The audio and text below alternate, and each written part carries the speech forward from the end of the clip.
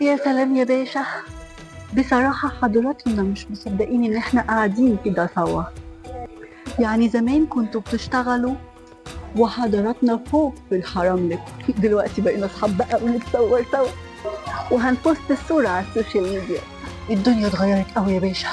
هو حقيقي يا باشا الزمن بيجري والدنيا بتتغير، بس اللي بيفضل هو الأصل والتاريخ، وحضراتنا من موقعي هذا متأكدة انك هتفضل في التاريخ. خليني أقرأ لك الفنجان. أنا نسيت إنك شمعة. نتخيل. شايفة يا باشا، يا لهوي، شايفة المستقبل بعد سنين طويلة.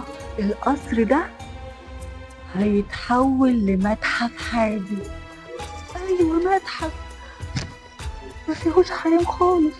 هتعيش ازاي يا مولانا؟ يا زمن.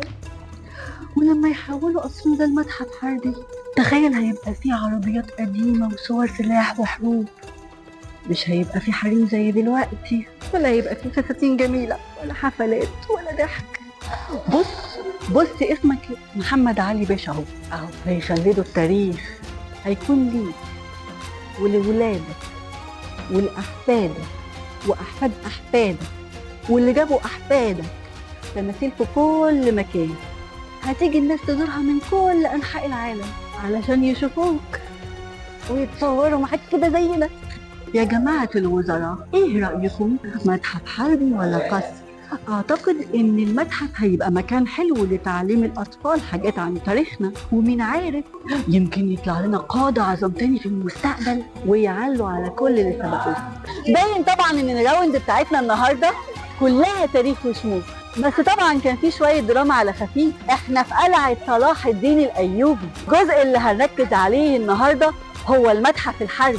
اصل القصه بدات من هنا، لما محمد علي باشا قرر يبني القصر، لما قال لنفسه ليه ما عملش قصر مهيب فوق القلعه. فعلا بناه وسماه قصر الحرم، مكان ضخم فيه قاعات واجنحه وغرف، ومن بينها غرفه محمد علي باشا الشخصيه اللي احنا قاعدين فيها دي، اللي بيدير منها شؤون البلاد. تخيلوا انه كان محمد علي باشا بيقعد هنا ويشرب قهوته ويقرر قرارات الدولة اللي شكلت تاريخ مصر الحديث. بس الدنيا مش ثابتة على حالها، الزمن بيعدي، والقصر اللي كان بيتحكم فيه بمصير البلاد اتقلب لمتحف حربي. اللي كان قصر هادي للحرم بقى مكان يتخلد فيه الذكريات والمعارك المصرية. ومش أي معارك، احنا بنتكلم عن كل حاجة من أيام الفراعنة، لما كانوا بيرسموا الخطط الحربية على ورق البرد، لحد 6 أكتوبر اللي استعدنا فيه أرضنا ورفعنا اسم مصر للسماء. كل خطوة في المتحف ده بتاخدك لزمن مختلف، فيه سيوف ودروع من أيام الفراعنة، والأسلحة اللي كانت مستخدمة في العصور الوسطى، واللوحات اللي بتحكي عن المعارك الكبيرة. بس لما توصل لقسم حرب 73 بتحس انك عايش اللحظة، كأنك واقف وسط الجنود المصريين اللي تحدوا كل الصعاب ورفعوا العلم.